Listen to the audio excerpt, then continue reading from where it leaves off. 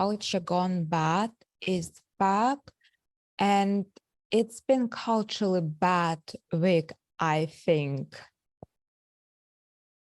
Trippy, what do you? How?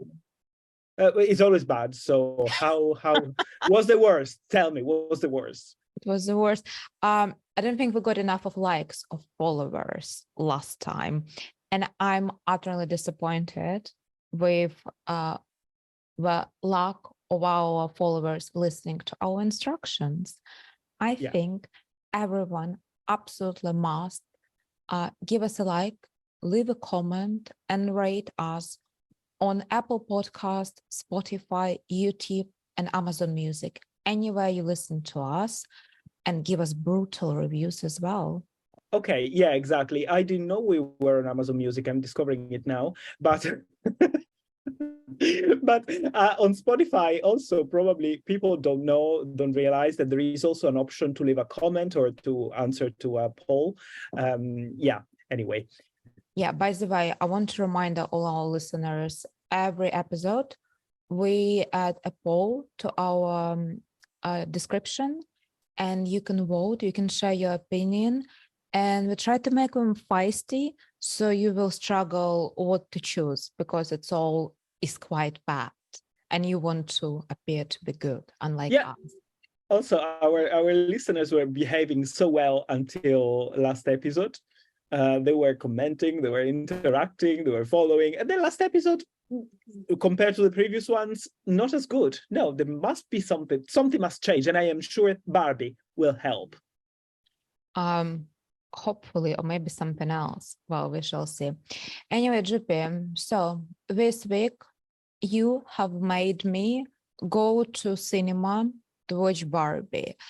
As a child, I had many Barbies. I probably had at least 30 Barbies, and I loved it. Loved dressing them up, creating the idea what, we're going somewhere, we're doing something. And I was absolutely obsessed with Barbie, loved it. But like many things from the past, I think past shall remain bad. And I was not feeling very nostalgic about going to this movie, which you, I think, really wanted to see. Yes, I wanted to see, but I was aware that my only expectation was to see an exceptionally bad movie, and it did not disappoint. So, which one was your favorite Barbie as a child? Such an interesting question. You know what? I had this Barbie who was a celebrity. She had white and purple hair, and I could spin it. So it would be like, it could be white at the front and purple at the back. And when I would rotate her head, it would turn purple at the front and white at the back. A bit of a Barbie Frankenstein. I loved it. And she had this like silver, almost like ABBA style outfit and massive stripper platform heels. I loved it. Was it Barbie, like the brand? Mattel? Yeah. Like, look, I was very, manipulative with my parents. Every time I was displeased with something, I got them to buy me another Barbie. So, I think I ended up having a lot of Barbies, which were like limited edition or old editions. So, yeah. Okay, I think I need to take lessons from you, because surprise, surprise, I was never able to convince my parents to buy me Barbie. So I had to either steal them, and I did steal them from luckier children, from luckier girls, or buy them with my pocket money whenever I had some. So I'm a self-made Barbie lover. And as you can see, I've got also pink nails today. I dressed all apocalyptic black, just like you, but with pink nails. You had a pink top, right? Today. Yeah, it was by accident, I have to admit. I didn't realize it was pink until I got there. I just needed to put something on. Well, I didn't realize my nails were pink until I got there. So that doesn't really hold. I don't believe that. Oh my God. Yeah. Nobody these days does pink without thinking about Barbie. It's the Barbie core, remember. However, this morning, Probably people don't know. Obviously, they don't know because there is no reason why they should. But so I am starting a training to become a psychoanalytic psychotherapist. And this morning, and when you are in training, you have to go to a psychoanalyst yourself. So this morning, I went to my therapist before Barbie, and then from my therapist, I went. I met you, and then we went to see the movie. And I really wish the order of these things was reversed. I really do. All right, Drupi. Okay, so you feel like Barbie had such a strong influence on you, what you needed to see a therapist after. Yes, exactly. See a therapist because it was, I frankly, unwatchable. What did you think about it? You know, I had one for many emotions. Overall, I think it's a very sad movie. I felt profoundly sad in many moments. And generally, unlike you, I was not expecting anything. I was not expecting good to bad. I had zero expectations. I thought, you know what? I'm just going to go and see for what it is, which I think that's the only thing I learned in life. If you have zero expectations, you might be pleasantly surprised or you will not be disappointed, which both actually works quite well in the end. In the end, I didn't enjoy it as a consumer of someone who would pay money to go and see it, because for the record, we didn't pay money to go and see it. We were sponsored by Lloyd's Bank. Yes, please say this. We did not pay for it. We wouldn't have paid for it. No. Culture Gone Bad was sponsored by Lloyd's Bank to go and see Barbie. Capitalism rules supreme in this country. Exactly, and capitalism rules supreme the movie as well. And by the way, Lloyd's paid for our VIP seats, so it wasn't like cheap treatment. You know, we had the best seats. Did we? Yeah. Didn't you notice how wide our seats were? Yeah, I don't know. You should have looked. We were like one of a few people who had this type of seat. Yeah. However, I must confess this. As you know, I studied cinema. I always say this. And when you are a film student, you become very romantic. And I remember that at the time I was 20, I started sitting at the front, and that is because Bernardo Bertolucci's The Dreamers. Did you watch The Dreamers? The movie. I think I did. Yeah. It's a movie you should love, with Eva Green and Michael Pitt and Louis Garrel. And in The Dreamer, they always sit in the front, and because they love cinema, and they say, we sit in the front so the images that gets to our eyes are fresher than the people sitting at the back, right? So I took this habit of sitting at the front, and I still do sit at the front. I don't like at the back. I get distracted. So you can share this feedback with Lloyd's Banking. I'm sure we'll consider it, and view rearrangement, because this is also cinema's decision which sits a VIP. Well, anyway, something which like my main outtake of it, as a consumer, I would not want it to pay. As an aesthete, I found the visuals and styling to be very cheap and disappointing. I think today, especially considering the state of fashion, there are so many ridiculous, glamorous pink outfits, which we could have pulled from designers, but we didn't.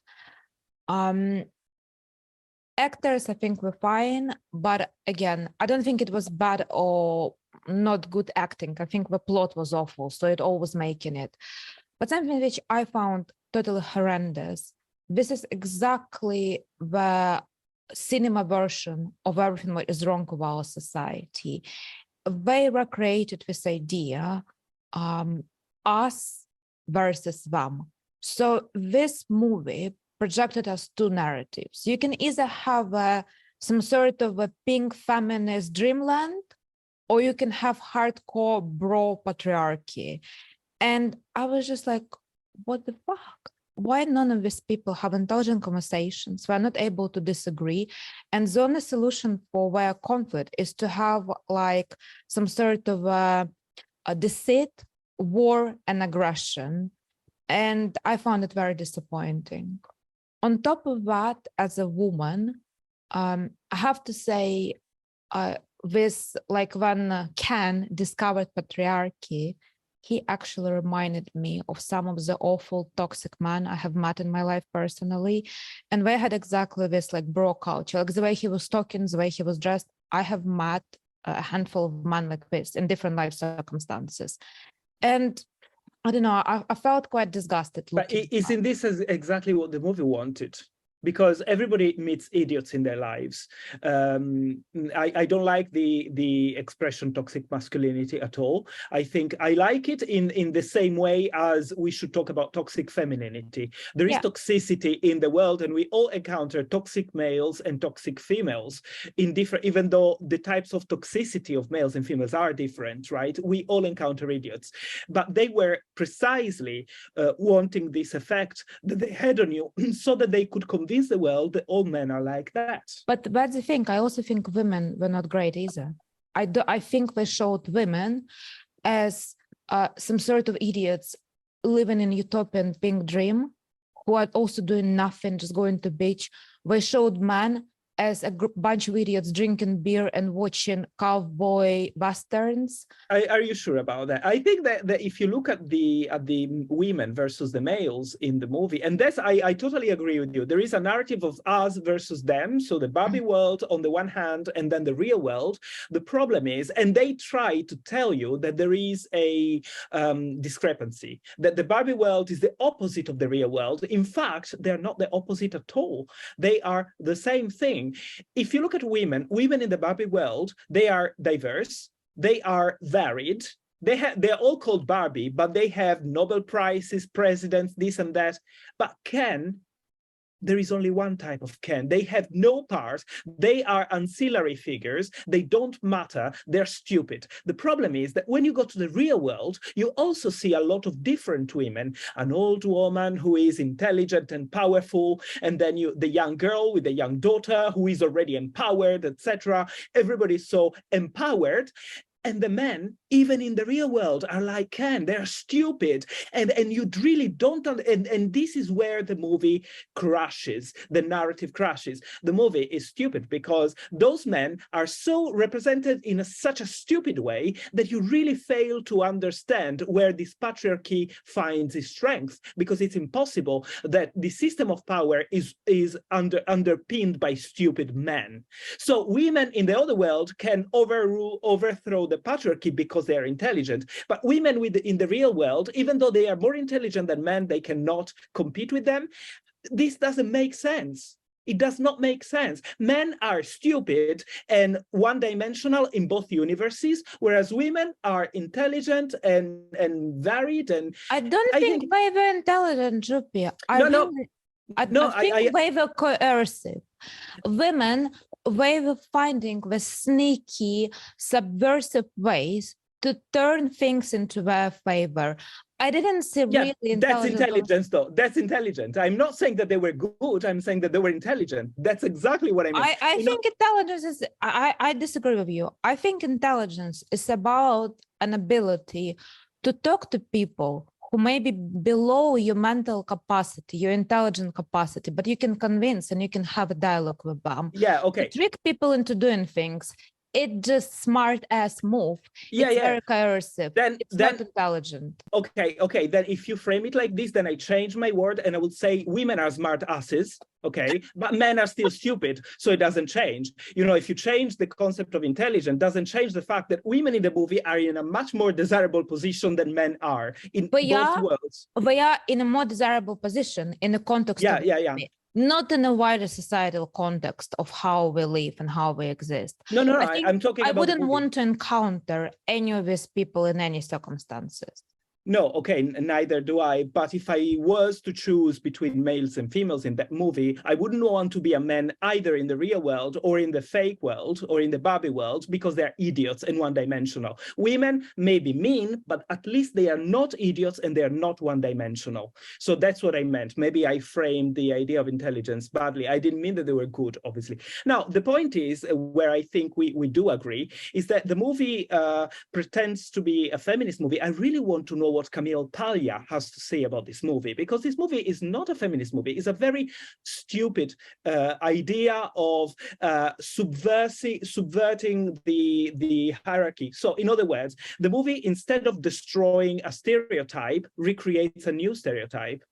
Instead of working towards a better world with less stereotypes, does nothing but impose a new stereotype of a woman that dominates over the male. That is really not, I mean, stereotyping men as one-dimensional and stupid and pretty is not any better than stereotype women in the same way. You don't fight a stereotype by imposing a new one. That's, I'm sorry, that is very, very not achieving the goal, in my opinion. Another thing about this movie, which sort of maybe even triggered me, I thought if I had a child, and the reason why I thought about that, I saw many adults bringing their children to watch this movie together. I expect probably a reason. No, actually, I think the reason probably adults really want to see it and children is an excuse. But I thought I would find it very difficult to bring my children to this movie. I thought, Jesus, I would have to educate my children so well before I show them shit like that. It's like literally takes some incredible education and care of children so they can see through what is happening in this circus. I totally agree. And also, I would say that because you kept telling me during the movie, you kept telling me, is this for children? Is this for children? And I kept thinking, this is not for children. This is for mothers. This is for young mothers who played with Barbies. Because the problem that Mattel has, if you look at the figures, Mattel went from being Barbie went from being the best toy, the most sold, toy in the early 2000s to a record low in 2014. And then it has increased a little bit afterwards. But the figures are, so what Mattel is doing is really trying to change the narrative, because Barbie, the reason why Barbie fell out of favor at some point is because it was associated with an anti-feminist stereotype, with a traditional type of woman. They are desperately trying to reverse it. So they need to convince the parents to buy Barbie for their children. So the movie is for the parents, it's not for the children, I think. So okay. I think your point is that's what. Also, I want to say, you were talking about the clothes being ugly. Now, this movie has had about 100 collaborations with brands. I used to work, I don't know if you know this, but I used to work in product placement movies. I did product placement for many big movies, also Hollywood movies.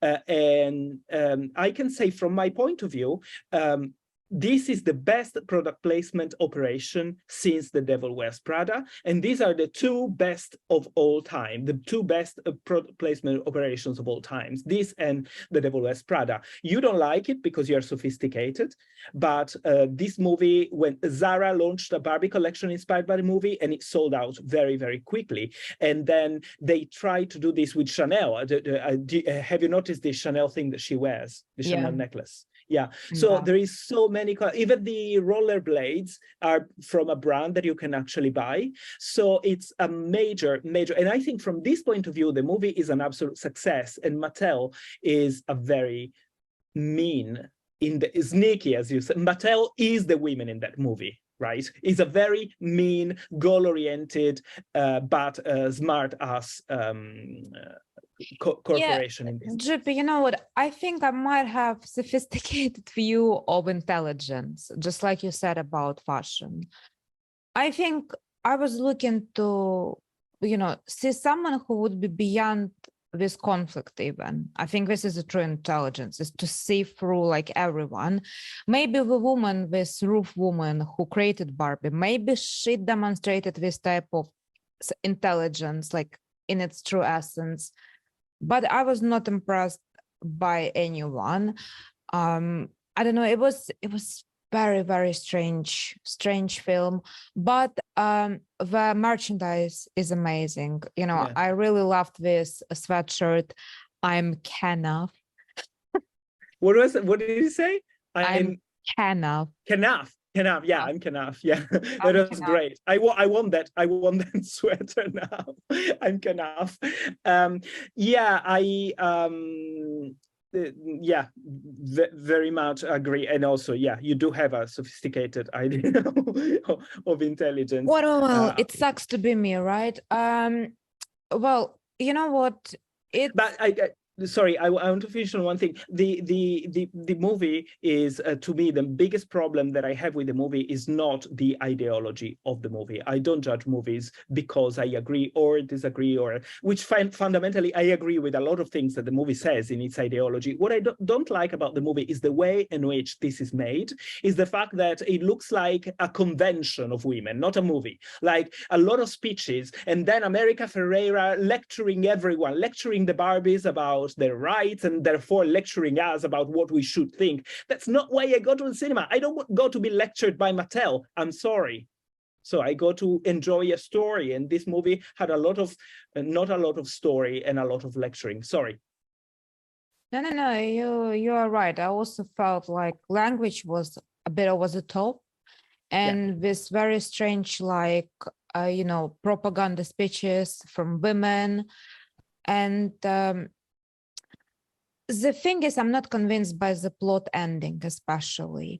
They seem to have reached some equality, which I think was not very reassuring, because no, they didn't reach an equality. well, we were like, okay, like man gonna get some roles here and there, and we're gonna like listen to them more. And No, one day. That's the thing. Well, one day they will. One day, yeah, I was not impressed. Yeah. And I also think Barbie deciding to turn into human, that also was very like not logical. It's almost like essentially she got disappointed by the whole idea of Barbie being a Barbie. So essentially it sort of betrays the whole concept of the brand in a way, because the main person who identified, who was like the face of a brand, she decided to abandon it. It's like, yeah, I don't know, very sad movie. That's a very, very good point. The person that was the face of the movie, if I was Mattel, I would think twice about that, because it's like you are saying, I give you Barbies, but even Barbies don't want to be Barbies, so why should you play with Barbies? So yeah, you're right. It's a bit, I don't know, it's like, if you are promoting a gym workout, and when you say, you know what, guys, carry on buying my fitness program, you're gonna get in shape, but you know what? I had enough. I'm gonna go hit McDonald's. It almost felt like that. Yeah, totally. And also, the funniest thing is the gynecologist part.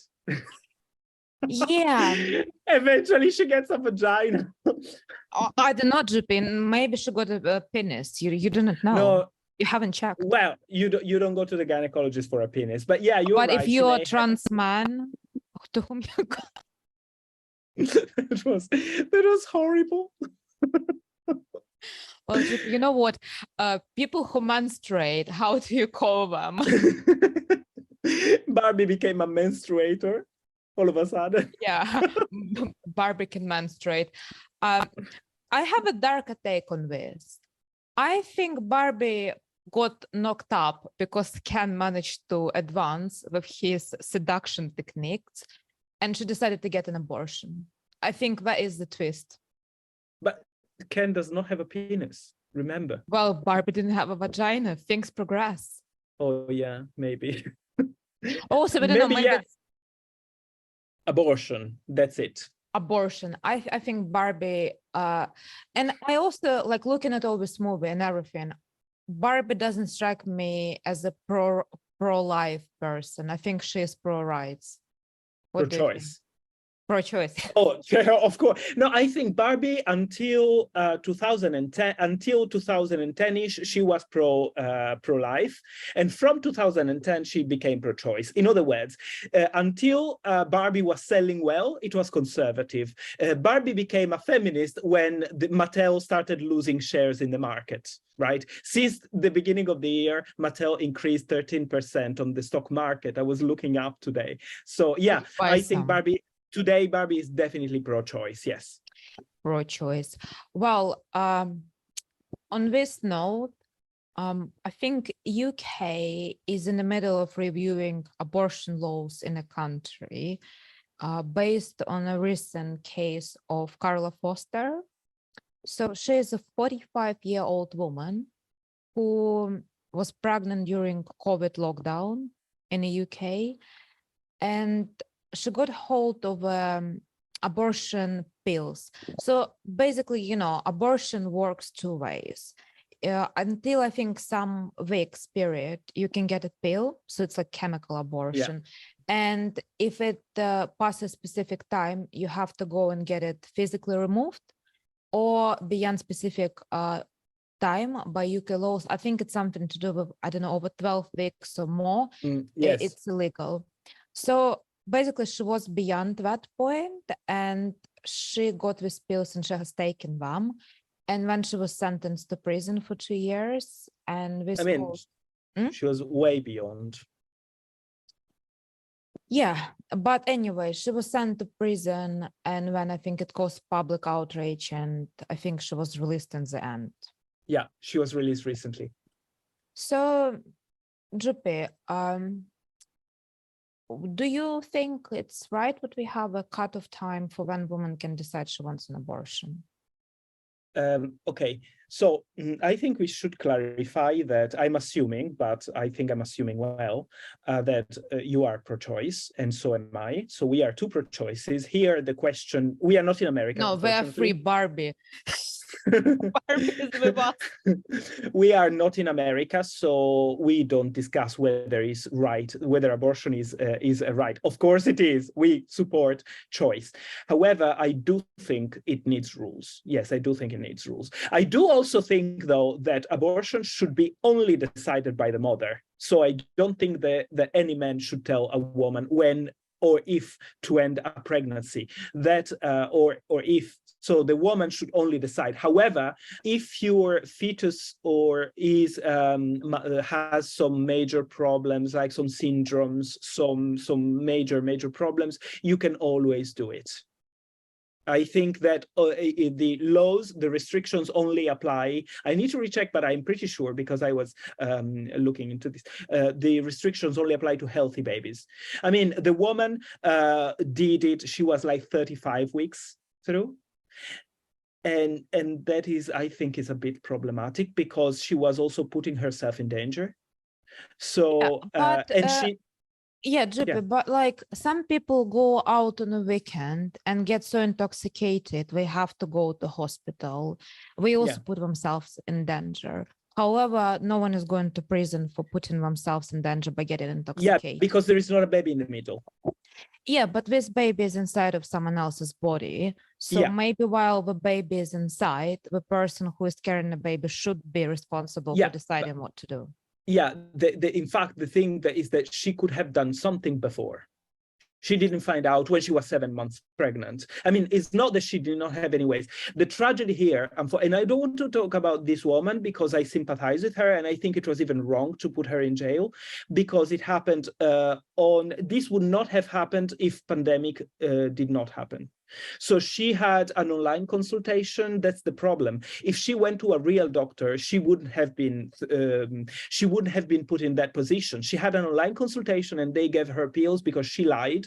So, and they couldn't check whether she was lying or not. The problem is that I think it's a philosophical question. When do we consider a life to start?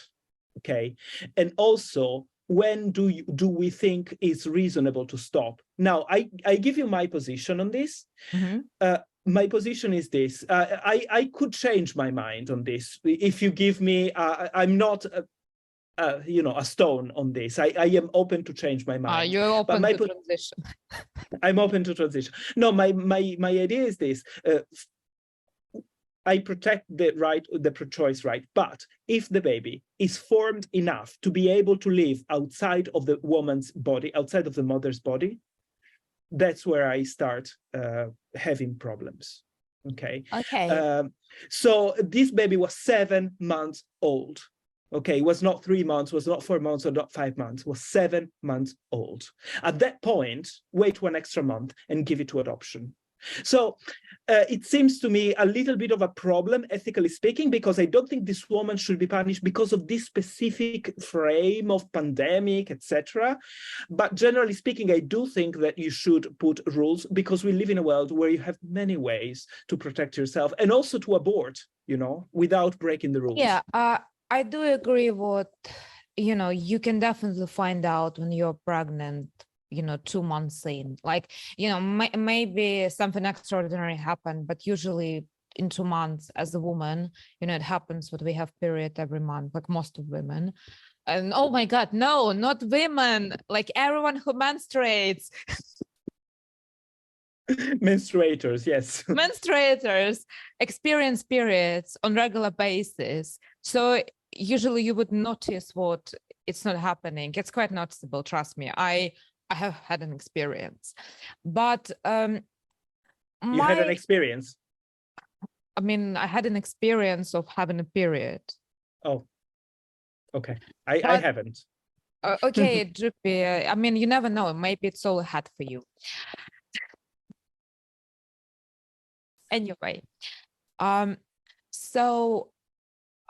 yeah, and you know, contraception is very acceptable and accessible in our day and age. Like, you know, in many places, if you cannot afford, there are many ways to get free condoms, day after pill. Like, there are so many ways to avoid getting pregnant, but also there are many ways to terminate pregnancy. Yeah, to terminate. I'm not talking against termination of pregnancy at all. I think she had many ways to do it legally, and in a way, you know, you don't find out when you're 7 months pregnant. Nevertheless, Drupi, you study psychology, and I think it's very undesirable and very unlucky for a person to be born into this world undesirable.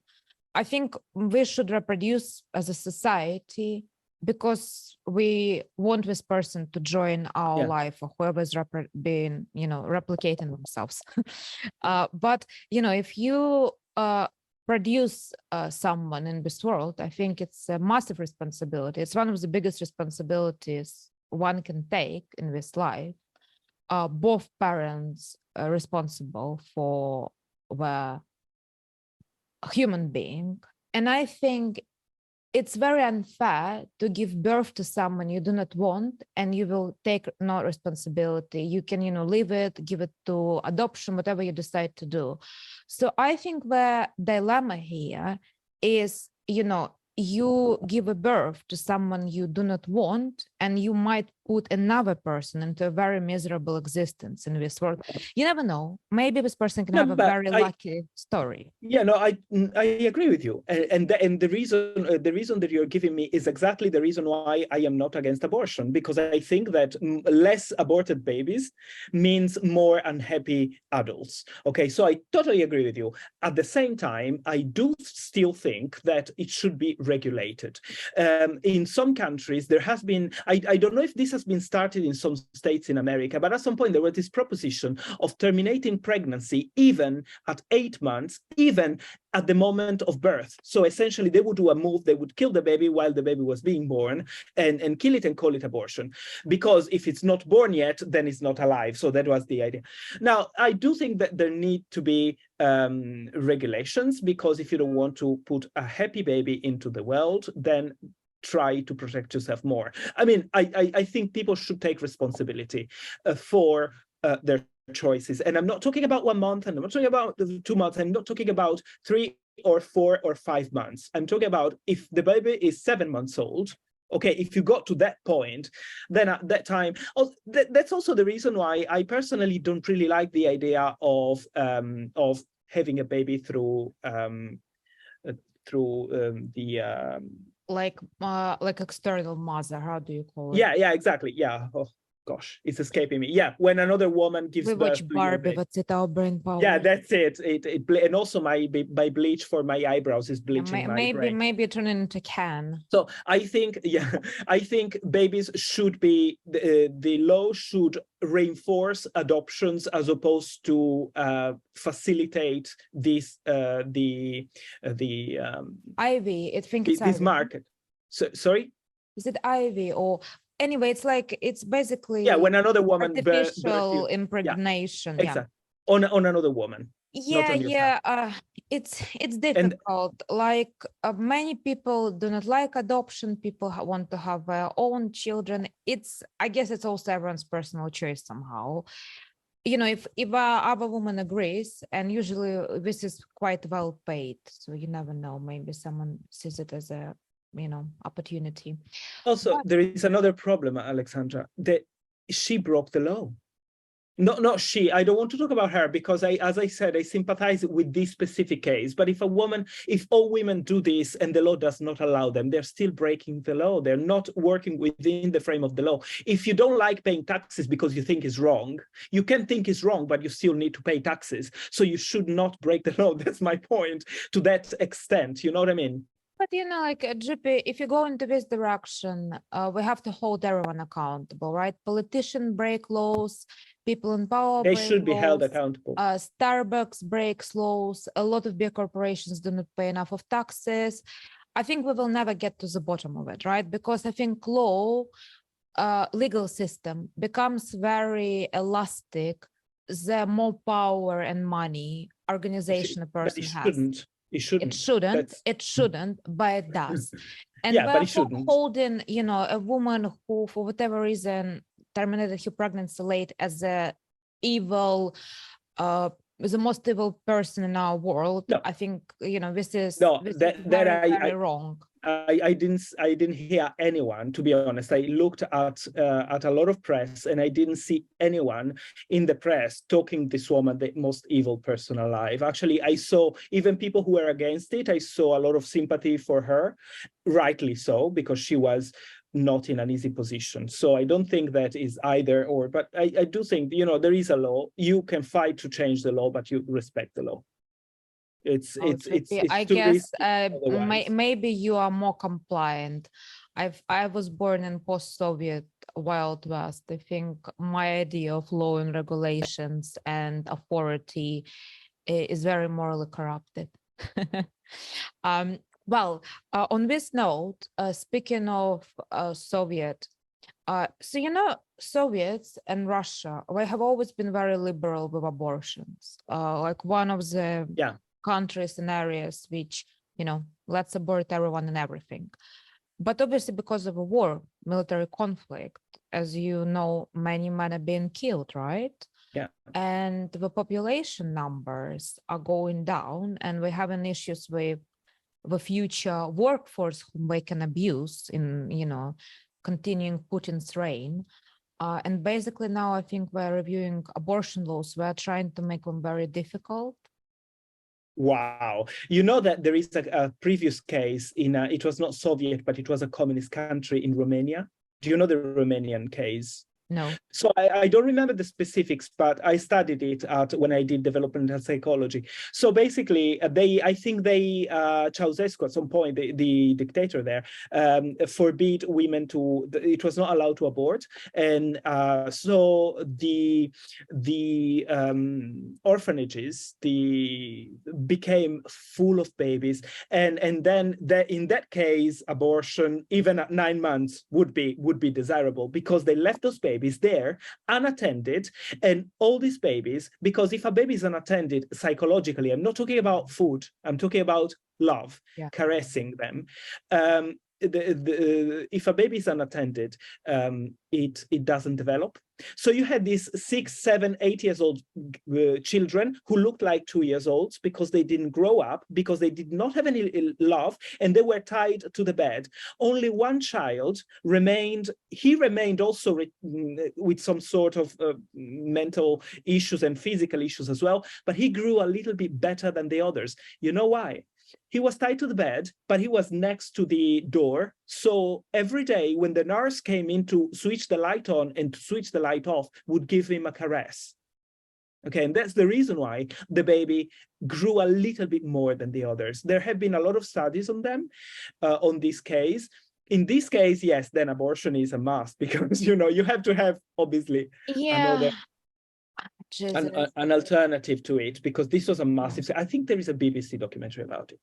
You know what? I mean, I think the painting of the day is very obvious. Is Paula Paula Rego Rego. I, series of yeah, illegal abortion?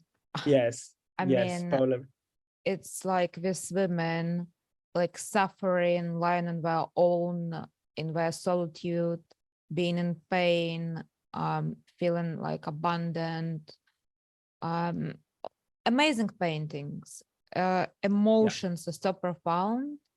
And I think, Paula Rego is also well known for her fairy tales and Disney series, right?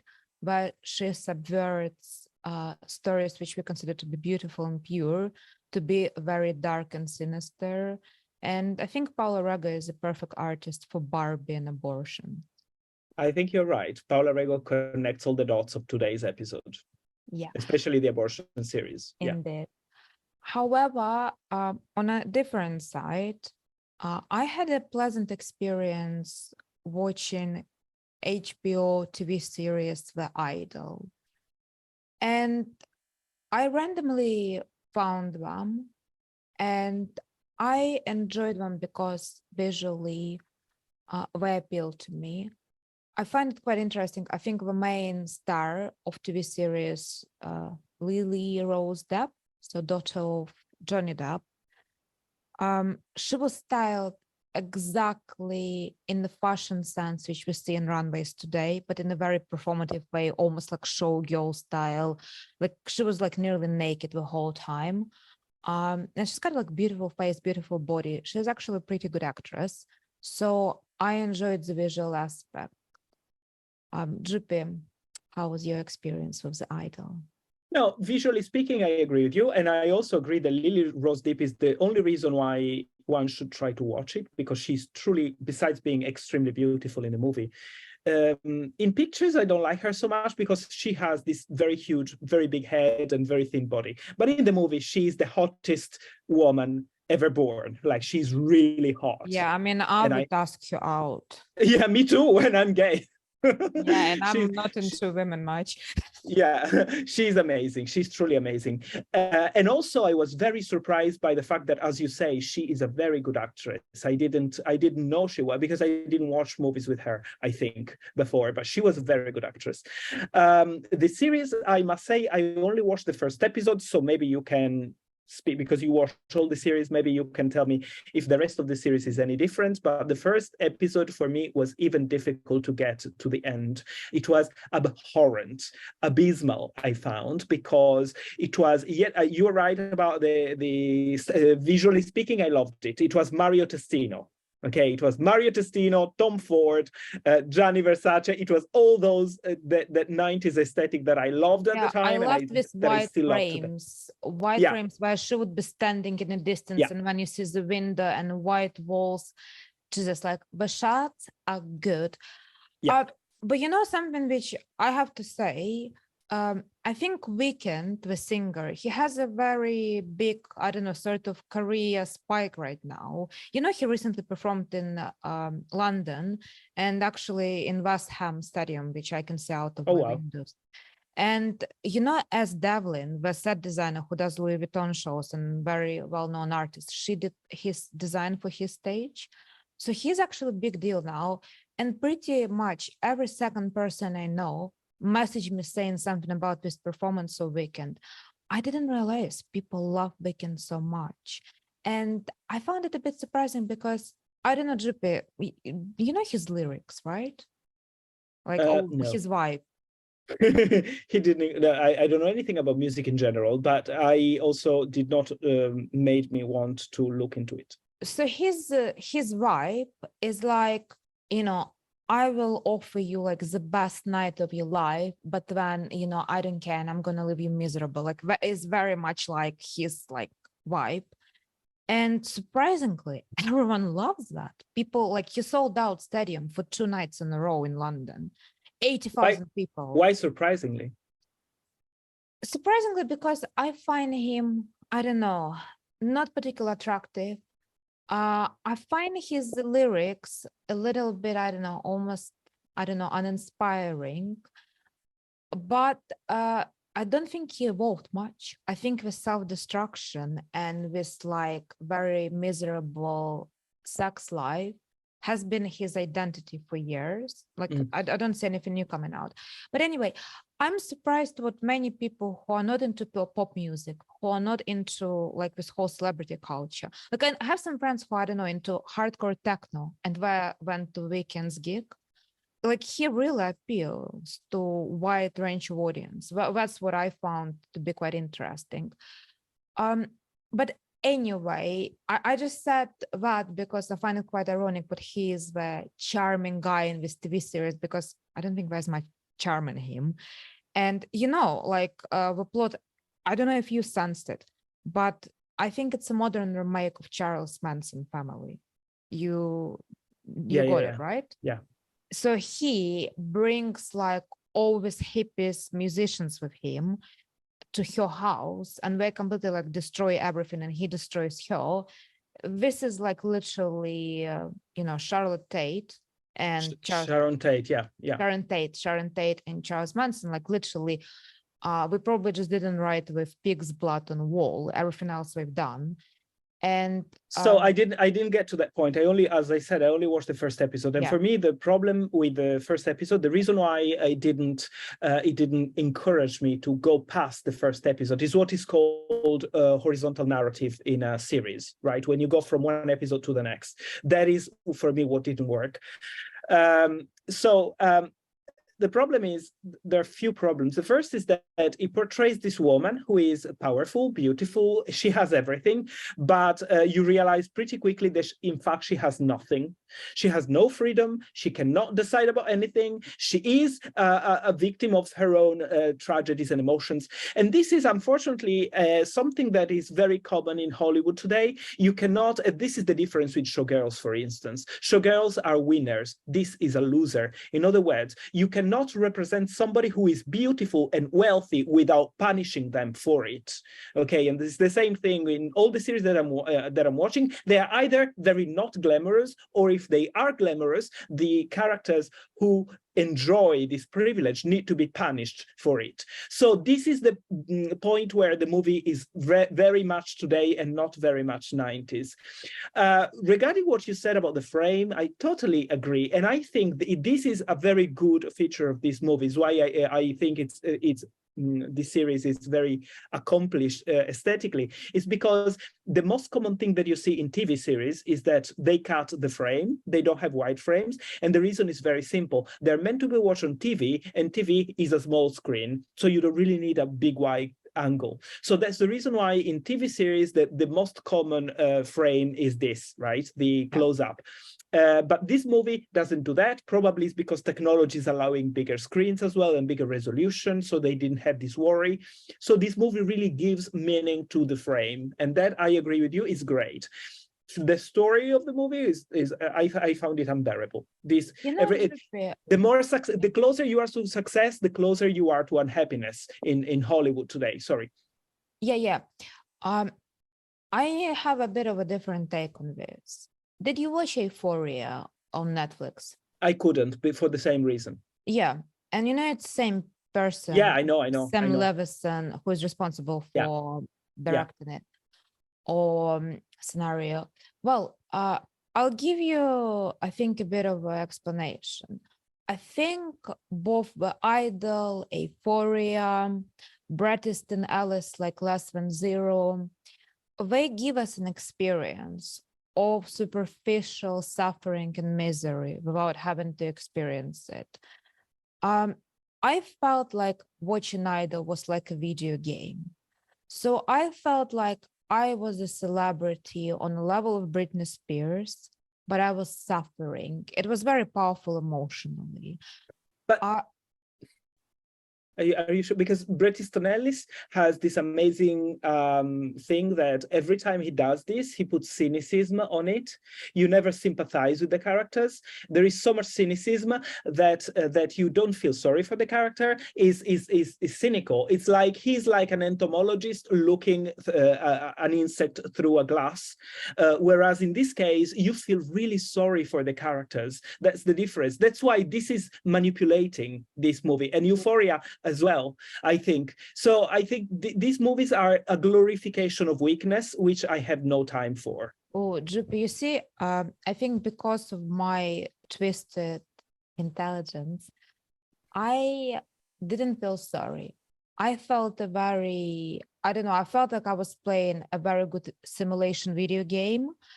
And in the end, I thought, oh my God, she's an idiot. She didn't manage to get hold of her. Like, because like by the end of TV series, she's still a mess, even though she wrote an amazing album.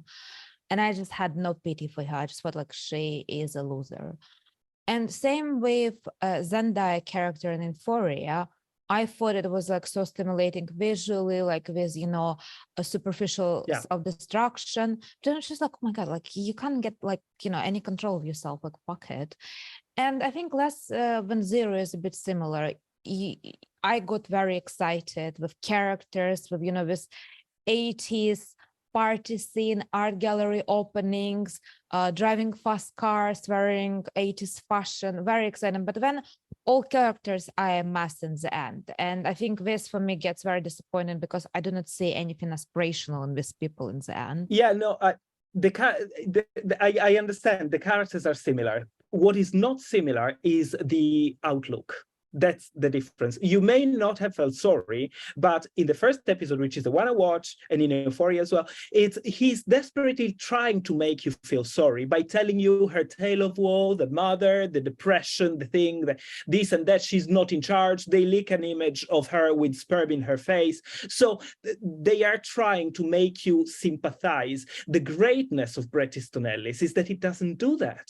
Bret Easton Ellis is cold, and he embraces superficiality. The problem here is that it was not embracing superficiality. It was being superficial, but trying to titillate a kind of emotional depth, and it fails at doing that. So I don't think it went the full way into superficiality as Bret Easton Ellis or as all the amazing superficial movies of the 90s that we both love. So I think that's the point. But I once again, I'm talking about the first episode. Maybe I should I will not give it a try, but maybe I should. Idol did it for me. I thought there were some dialogues, I don't know, not profound, but when this, so basically when a Wiccan character impersonating Charles Manson brings all these hippies together, we're like sitting in a studio trying to write an album, and we start to talk about, bad relationships, destructive relationship, abusive relationship, and one of the hippies says, like, yeah, it can be very unpleasant, but you can write amazing song, or you can make something which will influence many people in very profound ways. So maybe it's worth it, like the suffering. And I would like, actually, like I went to this Rossetti's exhibition at Tate Britain. Beautiful paintings, pre-Raphael, it's like Dante Rossetti, his wonderful paintings of Jane Morris and his wife. Oh my God, Juppie, so beautiful. But when you read about their biography, like we all were on opium, but it was very common in Victorian times. His wife died of overdose, and apparently he was obsessed with her. It's all like sounds like very self-destructive. You know the story of the manuscript? That when his girlfriend died, he wrote a book of poems, and he put the poems into the grave with her, into the coffin. And afterwards, and there was only one copy, afterward he repented, he took the body out, he took the manuscript out, and the manuscript was smelling of death because she was decaying by that point. And he cleaned it for days because he couldn't get the smell of death away from it. Just for it. This is totally what you are describing, this self-destructive. Yeah, but they created amazing poetry, amazing art, interior design, furniture. Like aesthetically, it's mesmerizing what Pre-Raphaelites did. On a personal level, the way they lived is like some next level of self-destruction and chaos. And I think actually in the Idol, it was reflective of a title. They produced music which moved millions of people. Like it's obviously the made up plot, but nevertheless, this is what great musicians do. However, would we want to be part of their life? Probably no. Do we want to live like these people do? no, like especially like watching always 5 episodes, I was like, Jesus Christ, like I hope I will never experience anything of this. Yeah, that's And what I was saying before, that it needs to punish successful people. well, I mean, no, but Juppie, like peripheral elites, like were we punished when as well? Like I think it's But look, but it's very different, because this movie was not about the song, was about her. Pre-Raphaelites, we don't go to watch the exhibition because of them. We go to watch the exhibition because of the paintings. If they had a good life or a bad life, personally, I do not care. I care about the painting. So the fact that we get passionate about their lives doesn't mean that their lives is their achievement. Their achievement is their paintings. I divorce these two things, but today we live in a world where you become famous before and then you become good. Pre-Raphaelites lived in a world where you become good and then you become famous. So I think it's really not easily comparable. Yeah, no, well, I think like what I'm talking about is more the fact that sometimes for me, and this is my interpretation of this whole TV series, to create something good and great, maybe you have to sometimes be not okay as a person. You probably have to be an unbearable person, but nevertheless, you can create great art and great work. And I thought in this level, worth or over reflection, like this idea. Yeah. I thought the ending was terrible. She didn't manage to sort anything out about herself, still a mess. But I found it disappointing. But nevertheless, I think it gives this satisfaction of having extreme experience without doing any over extreme things. And I think it's very much reflective of our online culture and social media. You can have any violent experience while you're staying in the bed in your slippers, eating popcorn or waiting for your Uber Eats. Yeah, exactly. No, I totally see your point there. It's really the reflection of today. That's why it doesn't find an equal in the past, because these are very contemporary. Even the title, The Idol, is about the making of an idol and the tragedies of this idol. We don't focus on the greatness today. We focus on the tragedies, because we are a culture of victimhood and weakness. And that's, I think, the main thing that kept me away from the movie. Glorifies this in a way.